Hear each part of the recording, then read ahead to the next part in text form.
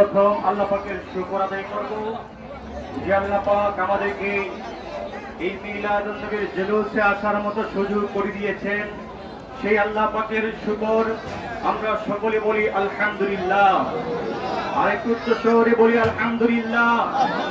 আমরা এমন একটি কাজ করতে যাচ্ছি যে কাজের বিষয়ে সরাসরি রাসূল পাক সাল্লাল্লাহু আলাইহি ওয়াসাল্লাম হাদিসের মাধ্যমে ঘোষণা করে দিয়েছেন, যারা এই পৃথিবীর বুকে মিলাদুন নবী পালন করবে তাদেরকে আমি রাসূল সুপারিশ করব।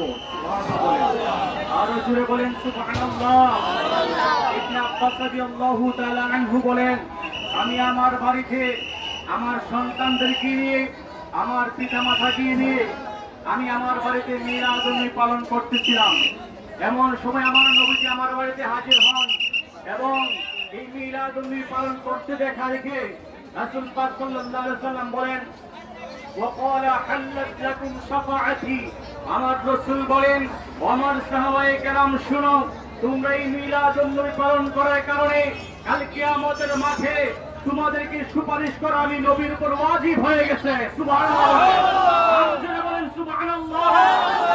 তাই নয়, হযরত আবু দারদা রাদিয়াল্লাহু তাআলা আনহু বলেছেন, আমি আমার নবীর সঙ্গে আমের আনসারীর বাড়ির দিকে যাচ্ছিলাম, গিয়ে দেখি উনি উনার বাড়িতে উনার আত্মীয় স্বজনদেরকে নিয়ে, পিতা মাতাকে নিয়ে, সন্তানদেরকে নিয়ে মিলাদুন নবী পালন করতেছিলেন।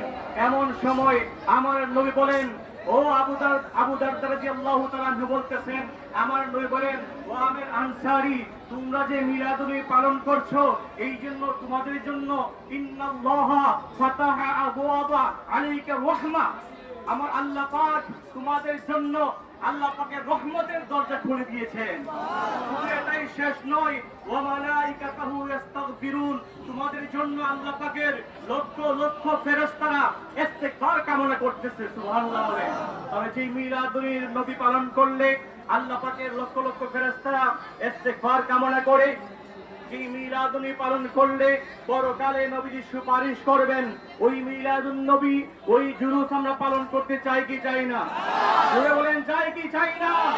এই মিলাদুন নবীর বাধা আমাদেরকে যতই দেওয়া হোক, যতই মুশরিক বলা হোক, যতই মাজার পূজা বলা হোক, তারপরেই হক